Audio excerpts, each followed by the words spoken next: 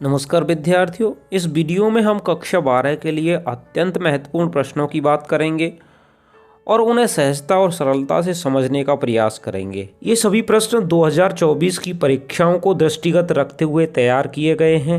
ये सभी प्रश्न इंटरमीडिएट के छात्रों के लिए उपयोगी साबित होंगे। तो चलिए बात करते हैं पहले प्रश्न की। पहला प्रश्न है, what was the bulletin board, how was it important. Bulletin board क्या था और यह महत्वपूर्ण कैसे था। आंसर होगा, the bulletin board was an official information giving board to the people of that area. It was important because it provided all important official orders or news of the country to the people of that area. Bulletin board वहाँ उस क्षेत्र के लोगों को आधिकारिक सूचना देने वाला बोर्ड था।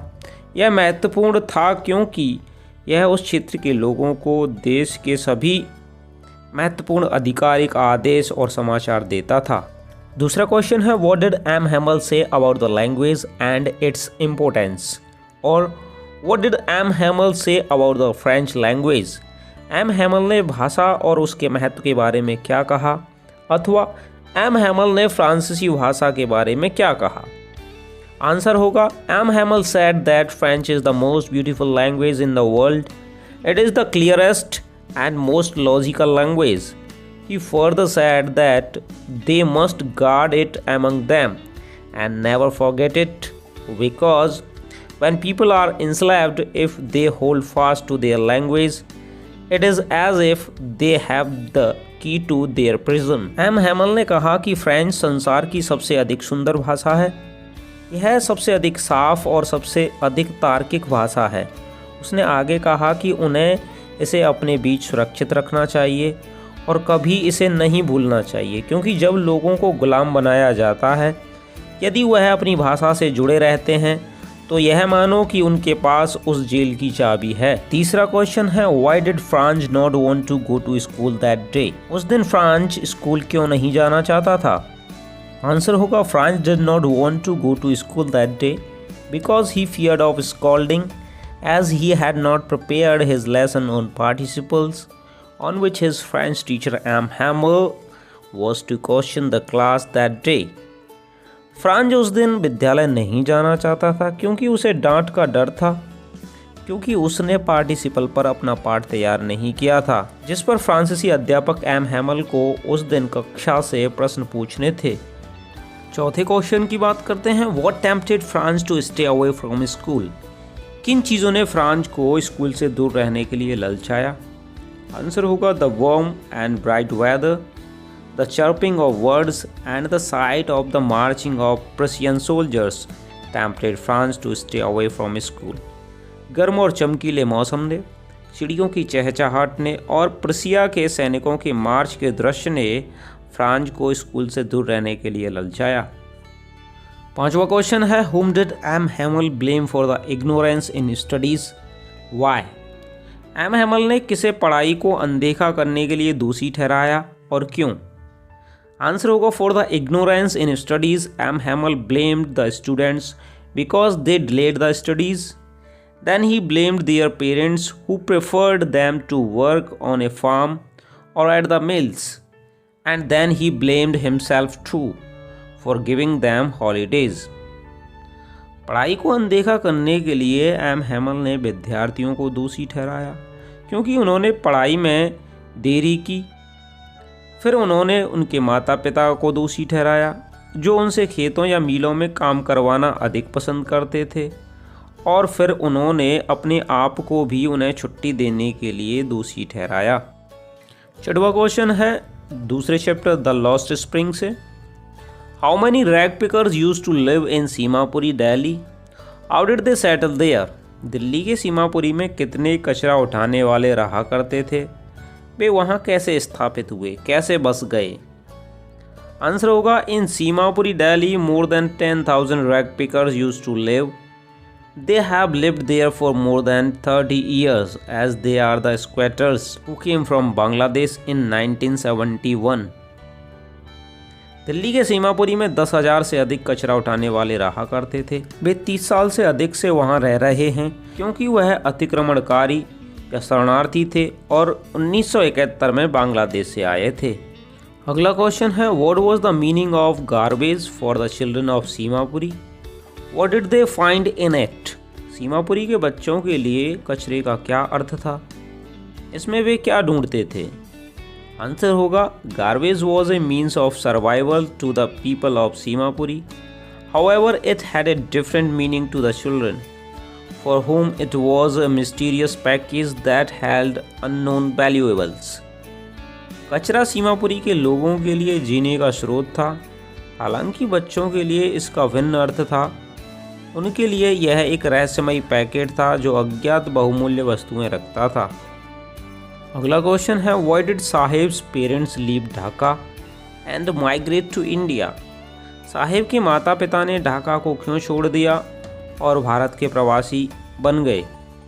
आंसर होगा, Saheb's home was sad amidst the green fields of Dhaka.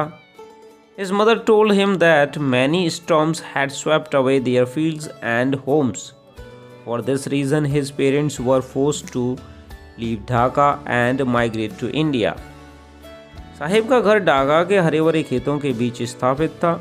उसकी माँ ने उसे बताया कि अनेक तूफान उसके खेतों और मकानों को उड़ा ले गए. इसी कारण से उसके माता पिता ढाका को छोड़ने और भारत आने के लिए मजबूर हो गए. अगला क्वेश्चन है, who was Mukesh? Where did he belong? What was his ambition? Mukesh कौन था? वह कहाँ से था? उसकी क्या अभिलाषा थी, क्या महत्वाकांक्षा थी? आंसर होगा, Mukesh was the son of poor bangle maker of Firozabad. His ambition was to become a motor mechanic. Mukesh Firozabad के गरीब चूड़ी बनाने वाले का बेटा था.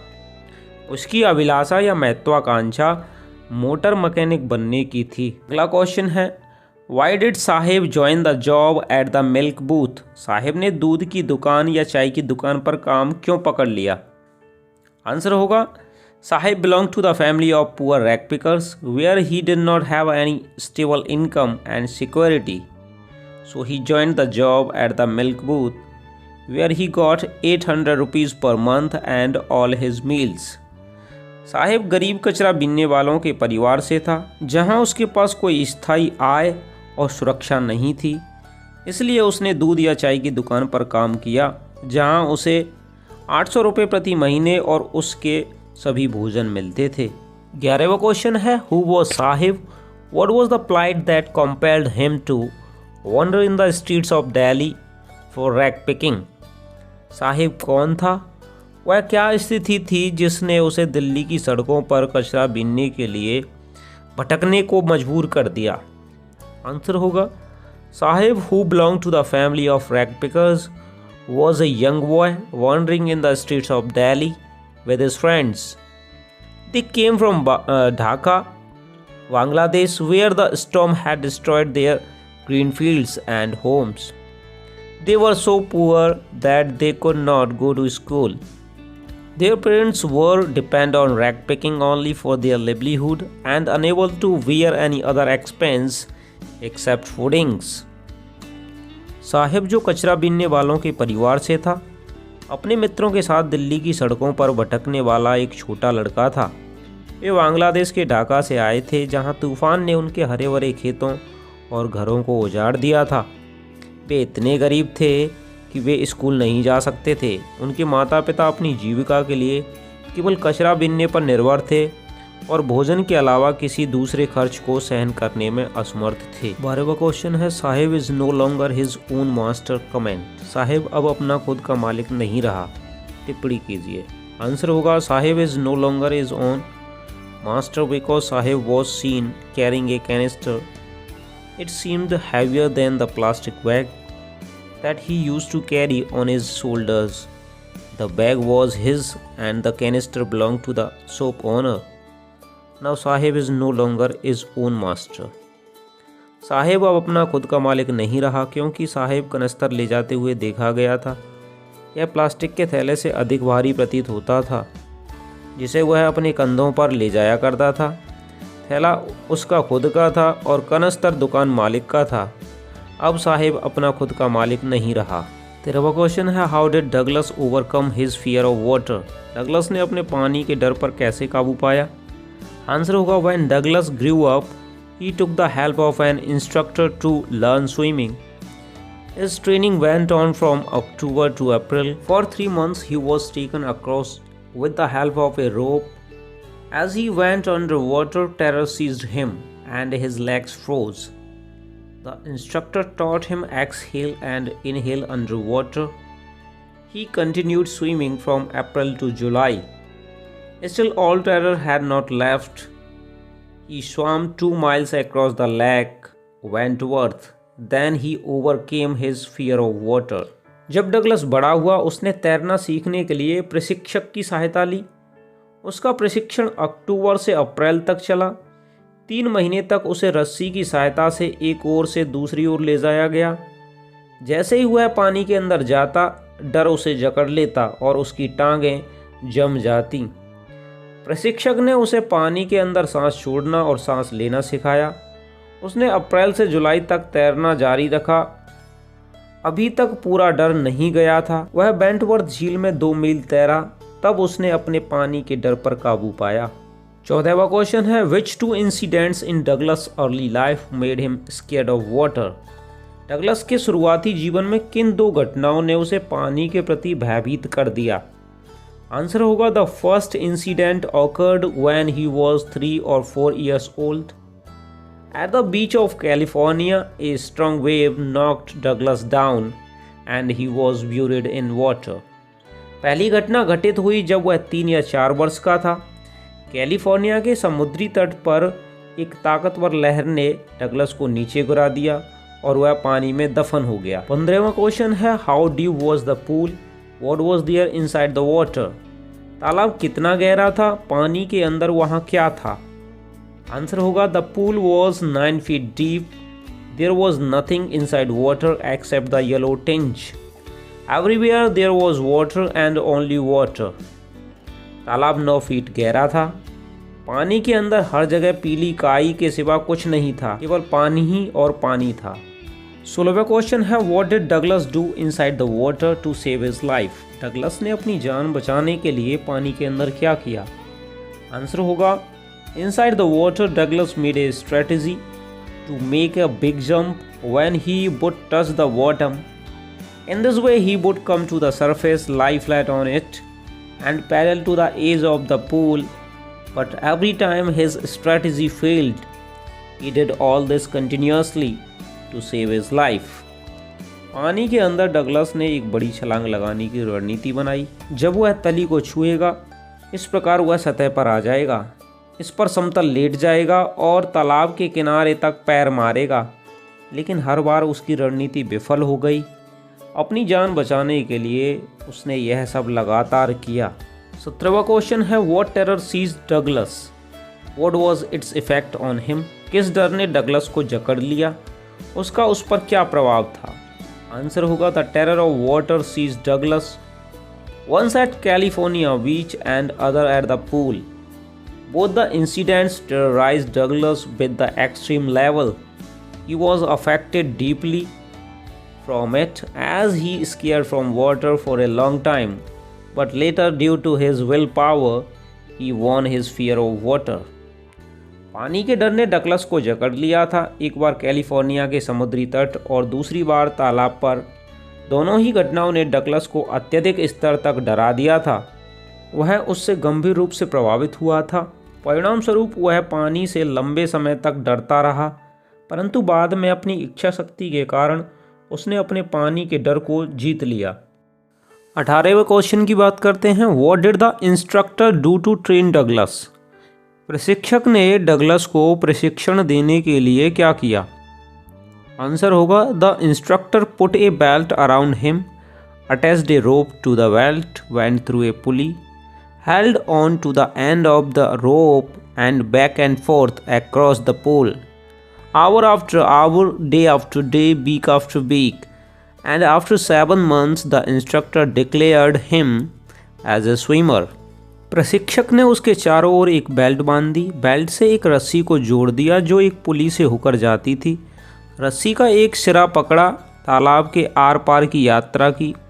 घंटे के बाद घंटा, दिन के बाद दिन, सप्ताह के बाद सप्ताह और 7 महीने के पश्चात शिक्षक ने उसे तैराक घोषित कर दिया। 19वां क्वेश्चन है द रेड ट्रैप से। Who was the rat trap seller? How did he make them? चूहेदानी विक्रेता कौन था? वह उन्हें कैसे बनाता था? There was a person who was a peddler and used to wander here and there selling rat traps. And he made these rat traps himself from the material he got by begging in the stores and the big farms. एक व्यक्ति था जो घुमक्कड़ था और चूहेदानी बेचते हुए यहाँ वहाँ भटका करता था। वह इन चूहेदानियों को स्वयं स्टोर और बड़े फार्म से मांग कर लाए गए मटेरियल से स्वयं बनाता था। नेक्स्ट क्वेश्चन है why did the rat trap seller return to the crofter's cottage? चूहेदानी विक्रेता क्रॉफ्टर की कुटिया पर क्यों लौटा? The rat trap seller return to crofter's cottage because he had plan to steal 30 kroners which the crofter showed him last night and he stole that money successfully.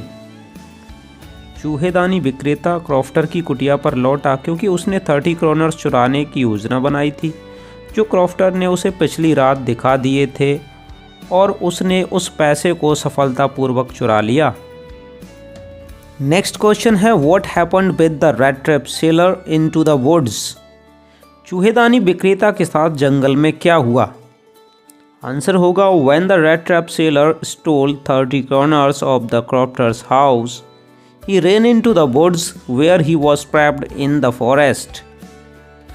The whole forest with its trunks and branches, its thickets and fallen logs closed him in like an impenetrable prison from which he cannot escape. जब चूहेदानी विक्रेता ने crofter के घर से 30 kroner चुराए तो वह जंगल में भाग गया जहां वह फंस गया। संपूर्ण जंगल अपने तनों और शाखाओं, झुरमुटों और गिरे हुए लकड़ों ने उसे एक अवैध जेल की भांति बंद कर लिया जिससे वह बचने में असमर्थ था, बच नहीं सकता था। नेक्स्ट क्वेश्चन है what Christmas present did एडला Williamson receive from the peddler? Peddler से एडला को क्या क्रिसमस का उपहार मिला? आंसर होगा Edla received a little package from peddler as a Christmas gift. It contained a small rat trap and 3 wrinkled 10-kroner notes. There was a letter along with the package in which had words of praise for Adla's kindness and hospitality. एडला को peddler से Christmas उपहार के रूप में एक छोटा packet प्राप्त हुआ। इसके अंदर एक छोटी चूहेदानी और 3 10 क्रोनर के मुड़े हुए नोट थे। इसके अंदर एक पैकेट के साथ एक पत्र था जिसमें एडला की दयालुता और आदर सत्कार के लिए प्रशंसा के शब्द थे। नेक्स्ट क्वेश्चन है why did the peddler consider the world as a rat trap? Peddler संसार को एक चूहेदानी के रूप में क्यों सोचता था? आंसर होगा the peddler consider the whole world as a big rat trap as its sole purpose is to set baits for people. The joys and riches of this world are nothing but tempting weights, and anyone who is tempted by them is captured by the rat trap, which completely closes in on him. Peddler संपूर्ण संसार को एक बड़ी चूहेदानी मानता था क्योंकि इसका एकमात्र उद्देश्य लोगों को चुग्गा डालना है। इस संसार की खुशियाँ और धन ललचाने वाले चुग्गे के सिवाय कुछ नहीं हैं और कोई भी व्यक्ति उनके द्वारा ललचाता है चूहेदानी के द्वारा उसे पकड़ लिया जाता है जो उसे पूर्ण रूप से बंद कर लेती है। 24th क्वेश्चन है what idea about the whole world did strike in peddler's mind once? एक बार संपूर्ण संसार के बारे में पैडलर के दिमाग में क्या विचार आया? आंसर होगा once in his mind there struck an idea about the whole world that the whole world with its lands and seas and cities and villages is nothing but a big rat trap. एक बार उसके दिमाग में संपूर्ण संसार के बारे में एक विचार आया कि संपूर्ण संसार अपनी भूमि, सागरों, शहरों और गांवों के रूप में एक बड़ी चूहेदानी के सिवाय कुछ नहीं है। नेक्स्ट क्वेश्चन है why did Rajkumar Shukla want to take Gandhi to Champaran? Rajkumar Shukla Gandhi ji को चंपारण क्यों ले जाना चाहता था? या why did Rajkumar Shukla want to meet Gandhi ji, Rajkumar Shukla Gandhi ji से क्यों मिलना चाहता था। आंसर होगा Rajkumar Shukla wanted to meet Gandhi ji to complain about the injustice of the landlord system in Bihar and somebody had probably told to speak Gandhi ji. Rajkumar Shukla Bihar में जमींदारी तंत्र के अन्याय के बारे में शिकायत करने के लिए गांधी जी से मिलना चाहता था और संभवतः किसी ने उसे गांधी जी से बात करने के लिए कहा था। नेक्स्ट क्वेश्चन है what happened with Rajkumar Shukla and Gandhi ji at Rajendra Prasad house. Rajkumar Shukla और गांधी जी के साथ राजेंद्र प्रसाद के घर पर क्या हुआ। आंसर होगा at Rajendra Prasad house the servant let Rajkumar Shukla on the ground with Gandhi ji even they did not permit Gandhi to draw water from the well lest some drops from his bucket should pollute the entire shores। Rajendra Prasad के घर पर नौकर ने राजकुमार शुक्ला को गांधी जी के साथ जमीन पर बैठने दिया। उन्होंने गांधी जी को कुएं से पानी खींचने की अनुमति नहीं दी, कहीं ऐसा ना हो कि बाल्टी की कुछ बूंदें संपूर्ण स्रोत को प्रदूषित कर दें। 27वां क्वेश्चन है why did Gandhi ji chide the lawyers. Gandhi ji ने वकीलों को क्यों फटकार लगाई। आंसर होगा Gandhi ji chided the lawyers for collecting big fees from the sharecroppers of Muzaffarpur. Lawyers were charging high fees from the sharecroppers who were actually unable to maintain their livelihood.